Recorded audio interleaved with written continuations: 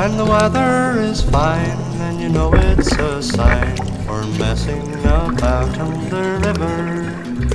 If you take my advice, there's nothing so nice as messing about on the river. There are longboats and short boats and all sorts of craft, and cruisers and keelboats and some with no draft. So take off your coat and hop in a boat, go messing about on the river. There are boats made from kits that reach you in bits for messing about in the river.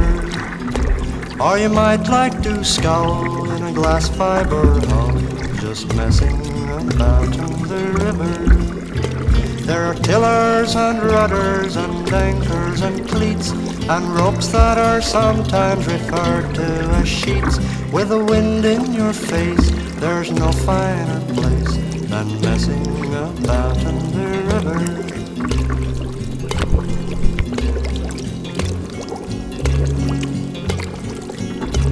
There are skippers and mates and rowing club mates, just messing about in the river.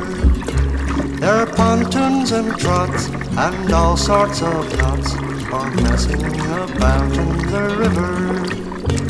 With thin boards and outboards and dinghies you sail, the first thing you learn is the right way to bail. In a one-seat canoe, you're the skipper and crew, just messing about on the river.